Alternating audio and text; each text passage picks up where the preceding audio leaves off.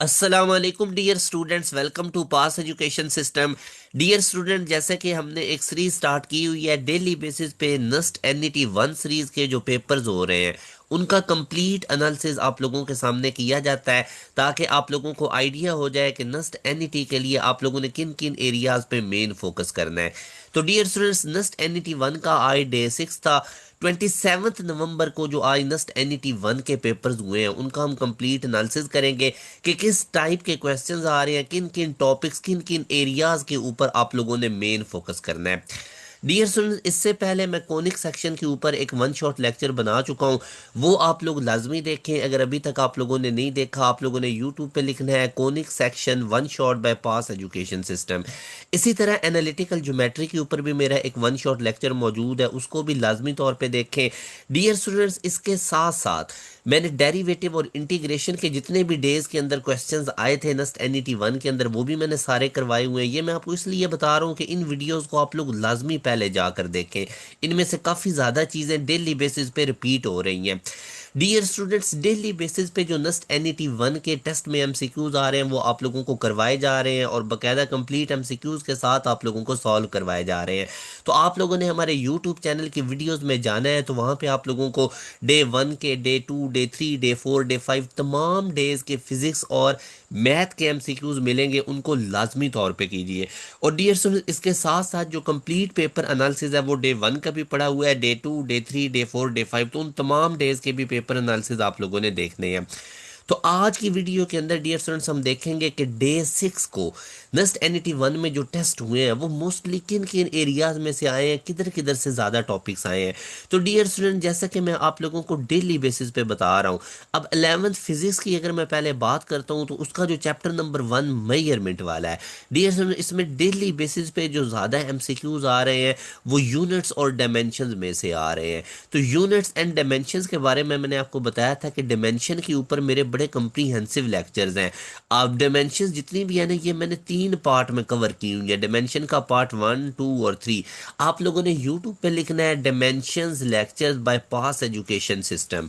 तो आप लोगों को 3 पार्ट डायमेंशंस के मिलेंगे, उनको लाजमी तौर पे कवर करें। अब डियर स्टूडेंट, डायमेंशंस में से किस तरह का क्वेश्चन आ सकता है? सम टाइम वो आप लोगों से किसी फिजिकल क्वांटिटी की डायरेक्टली डायमेंशन निकलवा लेते हैं, लाइक ए ग्रेविटेशनल कांस्टेंट है, इसकी डायमेंशन क्या होगी, ठीक है। इस तरह करके आपसे कोई डायमेंशंस कैलकुलेट करने के लिए कहा जाता है। सब टाइप डियर स्टूडेंट्स क्या होता है, आप लोगों को इस तरह की कोई इक्वेशन दे दी जाती है, जैसे कि अब यहाँ पे आपको बताया जाता है कि वाई हमारे पास क्या है, डिस्प्लेसमेंट है डियर स्टूडेंट्स। वाई हमारे पास क्या है, डिस्प्लेसमेंट। टी हमारे पास क्या है, टाइम है। तो ए और बी का डायमेंशन निकालें, ठीक है। तो इसमें डियर स्टूडेंट्स आप लोगों ने प्रिंसिपल ऑफ होमोजेनिटी याद रखना है कि किसी भी फार्मूला के अंदर हर टर्म का डिमेंशन सेम होता है। अब यहाँ पे अगर y डिस्प्लेसमेंट है तो मेरा बेटा y का डिमेंशन क्या हो जाएगा, कैपिटल L, क्योंकि डिस्प्लेसमेंट का डिमेंशन क्या होता है, L। तो हर टर्म का डिमेंशन सेम है, तो इस y equal to a plus B T में टोटल कितनी टर्म्स आ रही हैं, 3। तो अगर y का डिमेंशन L है तो a का डिमेंशन भी कितना हो जाएगा, L, क्योंकि किसी भी फार्मूला में, किसी भी इक्वेशन में हर टर्म का डिमेंशन सेम होता है। y का एल डिमेंशन है तो a का भी एल होगा। तीसरी टर्म हमारे पास है बी टी, तो इस सारे का डिमेंशन भी एल के इक्वल होगा। अब मेरे बेटा हमने b का डिमेंशन निकालना है, b इधर ही रहने दे, जो t है वो उधर l के नीचे जाके क्या हो जाएगा, डिवाइड हो जाएगा। तो यूं मेरा बेटा जो फाइनल डिमेंशन बनेगा वो एल टी माइनस वन, ठीक है। तो b का डिमेंशन भी हमने निकाल लिया, a का भी। तो इसको कहते हैं प्रिंसिपल ऑफ होमोजेनिटी। अब इस हर टॉपिक के ऊपर मेरा बेटा मैंने बड़ी डिटेल में वीडियो बनाई हुई है, बड़ी डिटेल में मेरे लेक्चर्स हैं। अगर वो आप देख लेंगे तो इंशाल्लाह डिमेंशन का टॉपिक आपका गलत नहीं होगा। अब देखिए ना, प्रिंसिपल ऑफ होमोजेनिटी मैंने आपको एक नया मेथड से बताया है कि each term in a formula, each term in a formula must have same same dimension, must have same dimension. तो ये अब देखिए, इस तरह आप लोगों के कॉन्सेप्ट्स क्लियर होने चाहिए। अब ज्यादातर जो आप लोगों की बुक्स में लिखी हुई है वो लिखी हुई है कि किसी भी फार्मूला की लेफ्ट हैंड साइड और राइट हैंड साइड इक्वल होनी चाहिए, वो प्रिंसिपल ऑफ होमोजेनिटी है। मगर आप लोगों ने इसको इस पैटर्न पे याद रखना है, each term in a formula must have same dimension. जैसे आप कोई भी फार्मूला लिखे, फॉर एग्जांपल मैं फर्स्ट इक्वेशन ऑफ मोशन लिखता हूं, तो इसमें ईच टर्म पहले आपको पता होना चाहिए इसमें टोटल टर्म कितनी है। मेरे बेटा प्लस माइनस के बाद न्यू टर्म बनती है, वी एफ ए की टर्म है फाइनल वेलोसिटी, वी आई ए की टर्म है initial velocity, A T multiply हो रहा है तो ये भी ए की टर्म है। तो टोटल इस फार्मूला में तीन टर्म है। तो मेरा बच्चा वेलोसिटी का डायमेंशन इसमें क्या है, एल टी माइनस वन। ठीक है। और इस इनिशियल वेलोसिटी है तो वेलोसिटी, इसका डायमेंशन क्या है, L T minus one. Acceleration का डायमेंशन है एल टी माइनस टू। और टाइम का क्या है, टी। तो टोटल इस टर्म का डिमेंशन में कितना बन जाएगा, एल टी माइनस वन। समझ लगी मेरी बात की, टी माइनस वन और टी प्लस वन। तो हर टर्म का जो डिमेंशन है इस फार्मूला में वो सेम है। This is called principle of homogeneity, कि each term in a formula must have same dimension. तो इस कॉन्सेप्ट की मदद से आप इस टाइप के क्वेश्चन सॉल्व कर सकते हो, जिस तरह के मैंने अभी आपको ये करवाया था, जो कि नस्ट के पेपर में आया हुआ था डियर स्टूडेंट्स, आई 27 नवंबर को। ठीक है। तो अभी आप देखिए, आप वाई का डिमेंशन क्या होगा, डिस्प्लेसमेंट है तो इसका डिमेंशन एल होगा, और ए दूसरी इसका भी डिमेंशन एल होगा, और तीसरी टर्म हमारे पास क्या थी, बी टी। तो बी टी सारे का डिमेंशन किसके इक्वल होगा, एल का, क्योंकि each term in a formula must have same dimension. तो यहां से अगर मैं बी का डिमेंशन सिर्फ निकालना चाहूं तो टी उधर जाके क्या हो जाएगा, डिवाइड, तो ऊपर चला जाएगा तो एल टी माइनस वन। ठीक हो गया मेरा बेटा। तो ये हमारे पास डायमेंशन का कॉन्सेप्ट है प्रिंसिपल ऑफ होमोजेनिटी में से, जिसमें से क्वेश्चंस आप लोगों से पूछे जाते हैं। ठीक है मेरा बच्चा। इसी तरह डियर स्टूडेंट्स, आप लोगों का जो सर्कुलर मोशन वाला चैप्टर है उसमें से भी क्वेश्चंस पूछे हुए थे इन्होंने। कुछ बच्चों के पेपर में सर्कुलर मोशन में से भी क्वेश्चंस आए हुए थे, जाए के V equal to R omega, इनमें से एक रिलेशन दे के दूसरा पूछा हुआ था इंटेलसैट वाला सिस्टम। इसके अंदर से डियर स्टूडेंट्स क्वेश्चंस पूछे गए थे इंटेलसैट के अंदर, इसके अंदर के आए हुए थे। कुछ बच्चों को डॉट प्रोडक्ट और क्रॉस प्रोडक्ट में से भी आया हुआ था। ठीक है। तो डॉट प्रोडक्ट और क्रॉस प्रोडक्ट भी मेरा बेटा अच्छे से देख लें, उसकी सारी करेक्टरिस्टिक्स को अच्छे तरीके से देख के जाएं आप लोग। उसके बाद मेरा बेटा जो फोर्स एंड मोशन वाला चैप्टर है उसमें से एस्केप वेलोसिटी के जो आप लोगों का, सॉरी, वर्क एंड एनर्जी वाला है। ठीक है। वर्क एंड एनर्जी वाले में से जो वर्क एंड एनर्जी वाला है ना, उसमें से एस्केप वेलोसिटी का टेबल जरूर देख कर जाएं। वर्क के बेसिक रिलेशंस आप लोग देख कर जाएं, इसमें से भी वो आपसे पूछ रहा है। उसके बाद बेटा simple harmonic motion most important chapter है, मैं डे वन से आपको समझा रहा हूँ। सिंपल हार्मोनिक मोशन, थर्मोडायनामिक्स का मैं बार बार आपको समझा रहा हूँ, थर्मोडायनामिक्स का मेरा बेटा। और साथ में मैं आप लोगों को यंग्स डबल स्लिट एक्सपेरिमेंट, इन पे तो कोई कंप्रोमाइज है ही ना। मैं आपको ऐसे मिसाल देता हूँ, अगर 100 बच्चे पेपर दे रहे हैं ना, तो 80% बच्चों को इन चैप्टर्स में से ज्यादा आ रहा है। सिंपल हार्मोनिक मोशन, थर्मोडायनामिक्स और यंग डबल स्लिट एक्सपेरिमेंट, इनमें से बहुत एमसीक्यूज आ रहे हैं। अब थर्मोडायनामिक्स की भी अगर मैं बात करूँ ना, तो इसके अंदर जो फर्स्ट लॉ ऑफ थर्मोडायनामिक है, Q equal to delta U plus W, और इसके जो एप्लीकेशन है, अब इसके एप्लीकेशन भी अगर आप देखते हो ना, तो उसमें आइसोथर्मल प्रोसेस आ जाता है। आइसो का मतलब होता है सेम, तो आइसोथर्मल, थर्मल मतलब टेम्परेचर, ऐसा प्रोसेस जिसमें टेम्परेचर सेम है। ठीक है। आइसोथर्मल प्रोसेस आप लोगों का इसमें से आ रहा है, ये स्लो प्रोसेस होते हैं। आइसोथर्मल क्या होता है, स्लो। इसी तरह एडियाबैटिक प्रोसेस में, जिसमें ना हीट सिस्टम में एंटर होती है ना लीव होती है, उसका मतलब एडियाबैटिक प्रोसेस क्या होता है, फास्ट होता है, हीट को टाइम ही नहीं मिलता एंटर या लीव करने का। आइसोथर्मल हो गया, एडियाबैटिक हो गया। उसके बाद मेरा बेटा जो इसमें से ज्यादातर आ रहे हैं वो आइसोबैरिक में से आ रहे हैं। आइसोबैरिक एक ऐसा प्रोसेस होता है जिसमें प्रेशर कांस्टेंट होता है। ठीक है। इसी तरह आइसोकोरिक प्रोसेस में से भी वो पूछे, आइसोकोरिक ऐसा प्रोसेस होता है जिसमें वॉल्यूम कांस्टेंट होता है।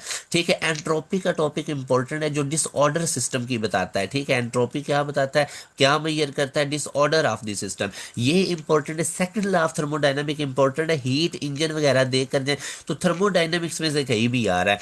इसी तरह मैं अगर सिंपल हार्मोनिक मोशन की बात करूं तो टाइम पीरियड पेंडुलम का, इसका रिलेशन देखें। मैस स्प्रिंग सिस्टम, उसका टाइम पीरियड क्या होता है, तो इनमें से क्वेश्चन पूछ रहे हैं वो। फ्रीक्वेंसी अगर आप देखें तो मैस स्प्रिंग सिस्टम की तो वो के ओवर एम अंडर रूट हो जाएगी। फ्रीक्वेंसी अगर आप सिंपल पेंडुलम की देखें तो वो 1/2 पाई जी ओवर एल अंडर रूट हो जाएगी।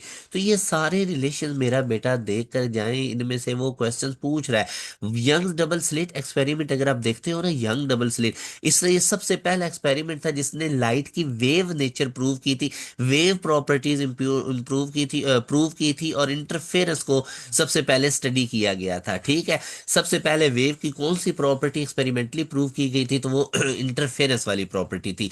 तो ये सारी चीजें मेरा बच्चा आप लोगों ने अच्छे तरीके से देख कर जानी है।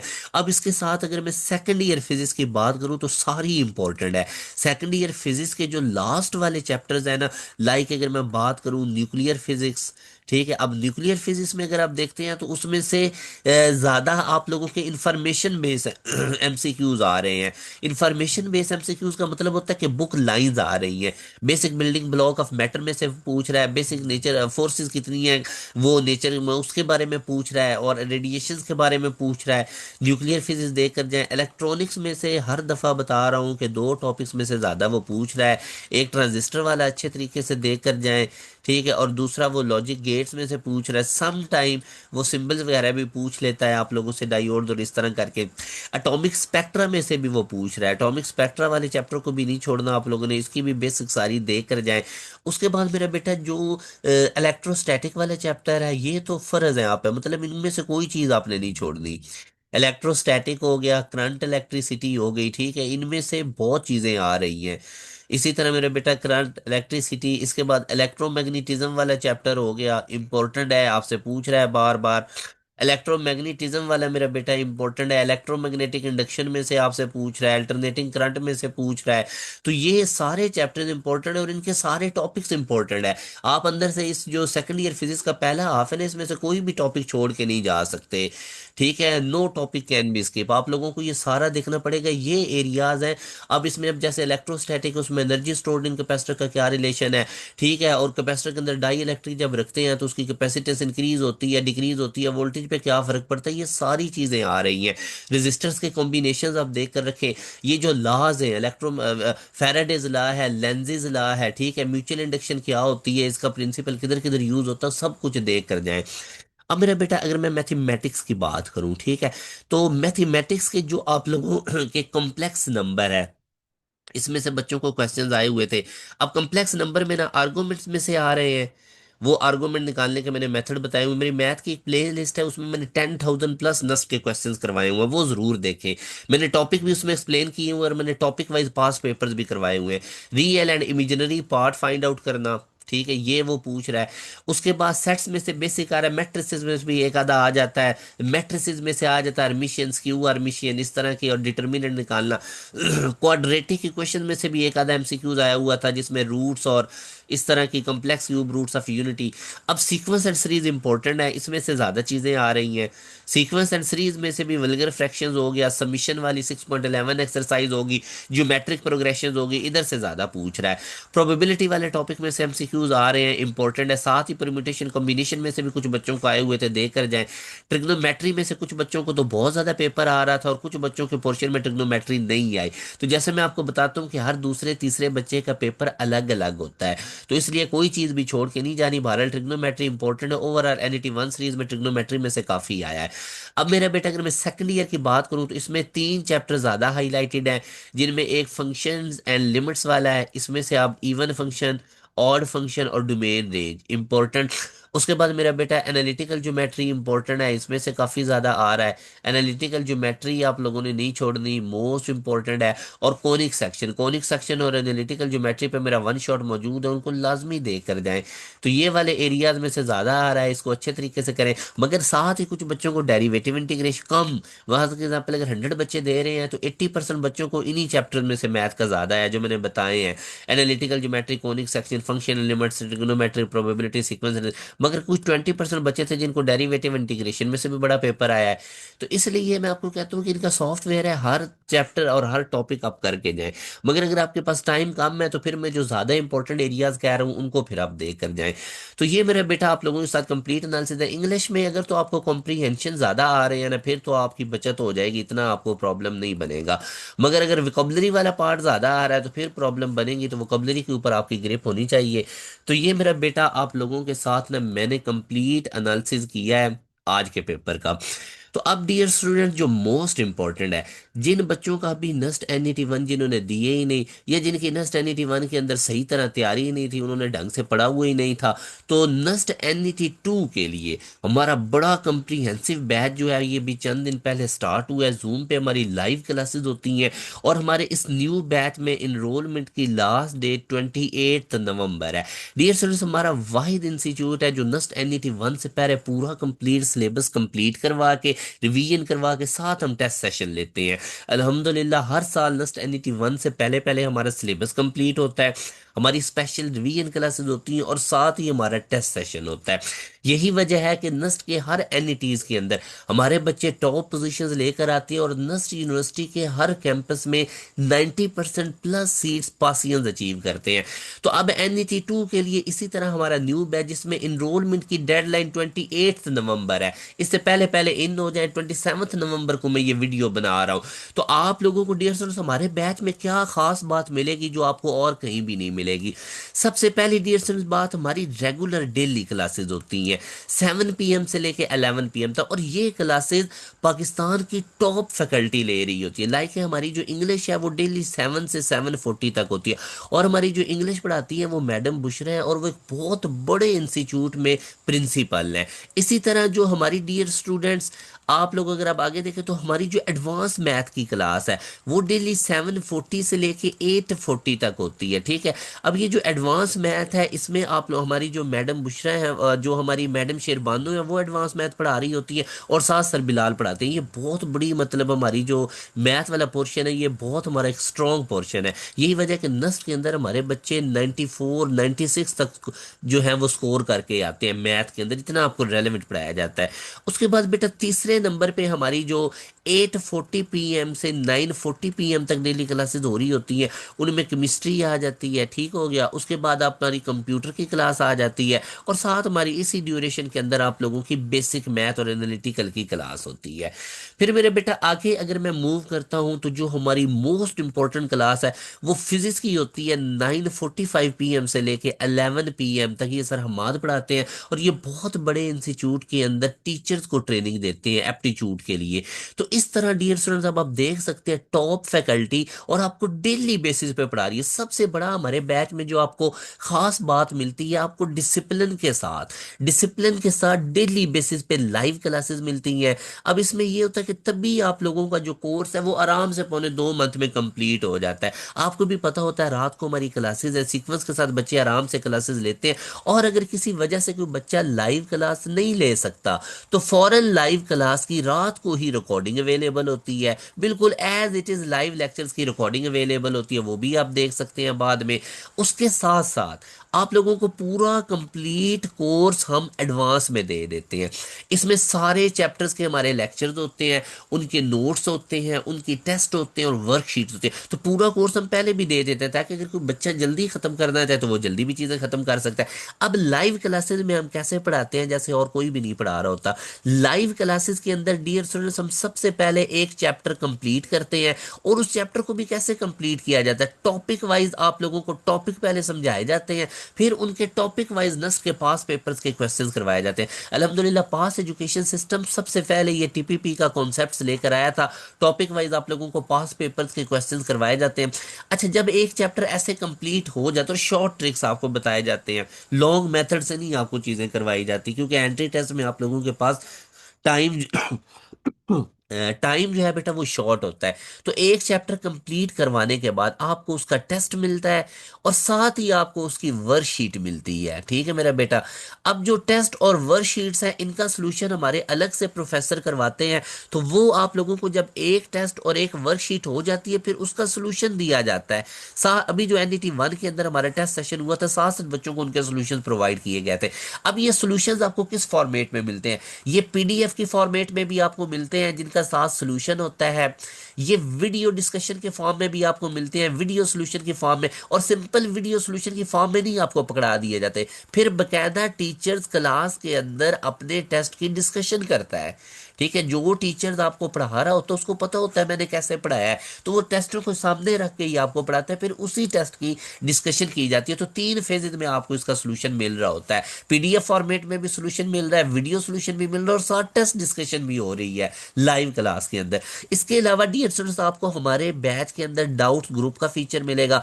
इसके अंदर हमारे अलग अलग ग्रुप्स होते हैं, ठीक हो गया डियर स्टूडेंट। और इन डाउट्स ग्रुप के अंदर आपका कोई भी क्वेश्चन है तो आप पूछ सकते हैं। यहाँ पे टीचर्स भी अवेलेबल होंगे, सीनियर स्टूडेंट्स भी होंगे, तो वो आपको हर तरह की यहाँ पे गाइडलाइन प्रोवाइड कर रहे होते हैं। डियर स्टूडेंट हमारा मोस्ट इंपॉर्टेंट फीचर, सबसे कम हमारी फीस है 7000। कोई 8-9 हजार 10 हजार फीस नहीं है, 7000 के अंदर आपको ये तमाम यूनिक फीचर्स मिलते हैं। इस तरह के फीचर डियर स्टूडेंट्स आपको कहीं भी नहीं मिलेंगे, ये मैं आपको दावे से कहता हूँ। अल्हम्दुलिल्लाह पास एजुकेशन सिस्टम वाहिद इंस्टीट्यूट है जिनका सिस्टम बहुत स्ट्रॉन्ग है। यही वजह है कि हर टॉप रैंक यूनिवर्सिटी के अंदर हमारे बच्चे टॉप पोजीशंस लेकर आ रहे हो। अब ये क्यों हुआ? आप किसी भी यूनिवर्सिटी को उठा के देख लें डियर स्टूडेंट, आप यूईटी को देख लें, हमारी टॉप पोजीशन, बच्चे के रिव्यूज मौजूद हैं। आप यूईटी चले जाएं, आपको उधर हर डिपार्टमेंट में हमारे स्टूडेंट्स मिलेंगे। इसी तरह आप नस्ट के अंदर चले जाएं, हर डिपार्टमेंट में आपको हमारे बच्चे मिलेंगे, हर एनईटी में हमारी पोजीशन। फास्ट यूनिवर्सिटी की अगर मैं बात करूं तो पहली 7 टॉप पोजीशन हमारी हैं। और इसके अलावा फास्ट यूनिवर्सिटी के किसी कैंपस में चले जाएं, आपको 90% प्लस सीट पासियंस की मिलेगी। इसी तरह डियर स्टूडेंट्स अब एनईडी यूनिवर्सिटी को देख लें, आप लोगों को मैक्सिमम 90s हमारे बच्चों के मिलेंगे। इसी तरह मेहरान यूनिवर्सिटी को देख लें, हर डिस्ट्रिक्ट में आपको हमारी टॉप पोजीशन मिलेगी। इसी तरह डियर स्टूडेंट्स अब आईबीए को देख लें, आईबीए के अंदर हमारे बड़े अच्छे बच्चों के रिजल्ट्स आ रहे होते हैं। अब किसी भी यूनिवर्सिटी को देख लें, पीयू को देख लें, आईटीयू को देख लें, इसके अलावा आप कॉम सेट्स को देख लो, तो आपको हर जगह डियर स्टूडेंट पासियंस नजर आएंगे। तो इसकी रीजन क्या है कि आपको हमारे बैचेस के अंदर बहुत ज्यादा रेलेवेंट स्टडी करवाई जाती है जो आपको कहीं नहीं मिलती। असल चीज होती है रेलेवेंट स्टडी। तो रेलेवेंट स्टडी सिर्फ और सिर्फ डियर स्टूडेंट्स आप लोगों को पास एजुकेशन सिस्टम के प्लेटफॉर्म से मिलेगी। अभी बच्चे बता रहे होते हैं कि सर हम नस्ट का टेस्ट दे कर आए हैं तो हमें ऐसे लग रहा था कि हम आप लोगों के टेस्ट दे रहे हैं। रीजन क्या है? बड़ी मेहनत के साथ ये क्वेश्चन बैंक इकट्ठे किए गए हैं। बच्चे टेस्ट देकर आते हैं, वो हमें बता रहे होते हैं एमसीक्यू, उसके अकॉर्डिंग फिर आप लोगों को लाइव क्लासेस में पढ़ाया जाता है। हर यूनिवर्सिटी के पैटर्न के अकॉर्डिंग आपको चीजें करवाई जाती हैं। तो ये तमाम फीचर्स आपको मिलेंगे। और वन टाइम इनरोलमेंट है हमारे बैचेस के अंदर dear students, one time enrolment है, मतलब पूरे साल की। ये नहीं होगा कि 2-3 महीने बस एक बैच में आपको रखा और उसके बाद बस कह दिया कि अल्लाह हाफिज। वन टाइम इनरोलमेंट है। लाइक अगर आप हमारे अभी इस बैच के अंदर इनरोल होंगे तो उसके बाद एनईटी 3 के लिए जो न्यू बैच शुरू होंगे, एनईटी 4 के लिए जो न्यू बैच होंगे, उनकी तमाम की एक्सेस आपको मिलेगी। मोस्ट इंपॉर्टेंट एक्स्ट्रा हमारा जो अल्ट्रा प्रो आप लोगों को फीचर मिलेगा वो एकेडमिक काउंसलर का है। अब डियर स्टूडेंट्स हमारे साथ जो फैकल्टी मेंबर है ना, ये बहुत ज्यादा प्रोफेशनल है। अब एकेडमिक काउंसलर जो हमारे हैं, जो हेड है हमारे, वो सर वकार है। ये खुद बहुत बड़ी पोस्ट के ऊपर है। ये जो सर वकार हैं डियर स्टूडेंट्स, ये खुद बहुत बड़ी पोस्ट पे, इनका वास्ट एक्सपीरियंस है, इनके पास बहुत ज़्यादा डिग्रीज हैं और ये खुद बहुत बड़ी पोस्ट पे हैं। तो ये आप लोगों के एकेडमिक काउंसलर है, इनका बहुत ज़्यादा एक्सपीरियंस है। ये आपको थ्रू आउट तमाम यूनिवर्सिटीज़ का गाइड कर रहे होते हैं। ये अंदर पढ़ाने में नहीं होते, इनकी ये बाकायदा इनका काम ही काउंसलिंग वाला है। तो ये हमारे एकेडमिक काउंसलर है, ये खुद पंजाब पुलिस में बहुत बड़े रैंक पे है। अक्सर मैं देख रहा होता हूँ लोगों ने एकेडमिक काउंसलर कौन रखा, कोई सब्जेक्ट पढ़ाने वाला बंदा, कोई सब्जेक्ट इसको फिजिक्स वगैरह भी नहीं पढ़ाने आती, वो आके एकेडमिक काउंसलिंग करने लगा होता है। तो डियर स्टूडेंट्स ऐसे सारे रॉन्ग नंबर हैं, ये सिर्फ और सिर्फ इन्होंने दिखावे बनाए होते हैं। ये कभी भी आपको रेलेवेंट पढ़ाई नहीं करवाएंगे। जो पास एजुकेशन सिस्टम वाहिद इंस्टीट्यूट है जो आपको इतने ज्यादा फीचर्स दे रहा होता है। हमारे अलग अलग ग्रुप बने होते हैं, वहां पे सीनियर्स होते हैं, हमारे अलग से सेमिनार्स हो रहे होते हैं। तो ये तमाम फीचर्स आप लोगों को हमारे, बाकी तमाम आपको हमारे कॉपी पेस्ट वर्जन मिलेंगे जिन्होंने इधर इधर से डाटा उठा उठा के आपको करवाना है। तो ये डियर स्टूडेंट्स एक अच्छी जगह है जहां से आप अपना फ्यूचर सिक्योर कर सकते हैं। मैं आपको अक्सर कहता हूं कि अपने फ्यूचर के साथ गैम्बल नहीं करना, किसी भी गलत हाथों में नहीं चले जाना। पास एजुकेशन सिस्टम वाहिद इंस्टीट्यूट है जो आपको ड्रीम यूनिवर्सिटी में, आपकी डिजायर फील्ड में पहुंचाएगा और स्कॉलरशिप के साथ। अल्हम्दुलिल्लाह मुझे बड़ी खुशी होती है कि 90% बच्चे जो जो हमारे हैं वो स्कॉलरशिप पे स्टडी कर रहे होते हैं। यही हमारा पर्पज़ है कि स्टूडेंट्स के लिए आसानियाँ पैदा करना आजकल के दौर में। एक तो आपको ड्रीम यूनिवर्सिटी में हमने पहुंचाना है, ठीक है, जो हमारे एम्स हैं। और हर साल, इस साल भी 10,000 के करीब, 10,000 से भी ज़्यादा बच्चे हमारे टॉप रैंक यूनिवर्सिटीज़ के अंदर, यकीन करें डियर स्टूडेंट्स, सिलेक्ट हुए हैं ड्रीम यूनिवर्सिटी के अंदर। ठीक है डियर स्टूडेंट्स, आप लोगों को हमने लेकर जाना है और उसके बाद आपकी डिज़ायर फील्ड के अंदर जो हमारा मोटो है, और उसके बाद स्कॉलरशिप के साथ ईच एंड एवरीथिंग आप लोगों को स्कॉलरशिप की सरवकार आप लोगों को ये सारी चीज़ें गाइड कर रहे होते हैं। फील्ड्स कौन सी बेस्ट है, किस यूनिवर्सिटीज़ को आपने चूज़ करना है, कौन से स्कॉलरशिप अपॉर्चुनिटीज़ है। डियर स्टूडेंट, मैं आपको दावे से कह रहा हूँ ये कोई कहीं भी आपको ये फीचर्स नहीं मिलेंगे। अगर आपको कोई कह भी रहे हैं तो वो झूठ बोल रहे हैं, ये नहीं बच्चों को गाइड किया जाता। इन तमाम फीचर्स के नज़दीक हम बच्चों, तभी फिर हमारे बच्चे, अब यूटी देखें, हमारे तकरीबन 90% हमारे बच्चों ने होनहार स्कॉलरशिप अचीव की है। कितने हमारे बच्चे हैं जो नस्ट में स्कॉलरशिप पे पढ़ रहे हैं, कितने हमारे बच्चे हैं कि जो बाकी तमाम टॉप रैंक यूनिवर्सिटीज़ में स्कॉलरशिप पे हैं। तो ये डियर स्टूडेंट्स गाइडलाइन बहुत ज़्यादा मैटर करती है। तो इसलिए आप लोगों ने अपनी जो प्रिपरेशन है उसके ऊपर किसी किस्म का कंप्रोमाइज़ नहीं करना। आज ही हमारे इस बैच का आप लोगों ने हिस्सा बनना है। आप हमारे बैच का कैसे हिस्सा बन सकते हैं? आप इस दिए गए कॉन्टैक्ट नंबर 0304 0666000 पे व्हाट्सएप कीजिए और आज ही हमारे बैच के अंदर अपनी इनरोलमेंट लें, क्योंकि हमारे पास बहुत कम सीट्स रह गई हैं। अल्हम्दुलिल्लाह डियर स्टूडेंट्स, हमारे पे बच्चे बहुत ट्रस्ट करते हैं, बड़ी तादाद में बच्चे हमारे पास आ रहे होते हैं, तो हमारे पास चंद सीट्स अवेलेबल हैं। आज ही इस दिए गए कॉन्टैक्ट नंबर पे व्हाट्सएप कीजिए 0304 0666000, हमारे बैच का हिस्सा बनिए। याद रखिए डियर स्टूडेंट्स, ये हमारा ऑफिशियल व्हाट्सएप नंबर है। हमने कभी भी बच्चों को पीछे से बैक कॉल्स नहीं की। आप लोगों ने खुद ही इस व्हाट्सएप नंबर पे कांटेक्ट करना है, इन्फॉर्मेशन लेनी है और बैच का हिस्सा बन जाना है। क्योंकि अल्हम्दुलिल्लाह हमारे पास काफ़ी बच्चे ऑलरेडी आ रहे होते हैं, बच्चे ट्रस्ट करते हैं, तो हमारी तरफ से कभी भी पीछे से आपको बैक कॉल नहीं जाएगी कि हमारे बैच में आए, ये वो। आप लोगों ने खुद ही इस पे कांटेक्ट करके इन्फॉर्मेशन लेनी है और आपको गाइड किया जाएगा। तो डियर स्टूडेंट, इससे पहले अभी मैंने आपको काफ़ी ज़्यादा एमसीक्यूज़ करवाए हैं, बड़ी डिटेल में डे वाइज आपको एमसीक्यूज़ करवाए जा रहे हैं, चाहे मैथ हो चाहे फिजिक्स हो। इतने डिटेल में एमसीक्यूज़ आपको कहीं भी नहीं मिलेंगे, तो उन वीडियोस को भी लाजमी देखें और बैच का लाजमी हिस्सा बने। अभी मैंने आपको इनके फीचर्स बताए, इसमें तमाम सब्जेक्ट्स की सीक्वेंस से आपकी तैयारी होगी, तभी आपको फ़ायदा होगा और आपकी सिलेक्शन होगी। यूट्यूब से सिर्फ आपको आइडिया मिलेगा। अच्छे नंबर और सिलेक्शन के लिए लाजमी आज ही बैच का हिस्सा बनिए। बैच में कैसे हिस्सा बनना है, इसी कॉन्टैक्ट नंबर पर व्हाट्सअप करना है। अपना ख्याल रखिएगा डियर स्टूडेंट्स, दुआओं में याद रखिएगा। अल्लाह हाफिज़।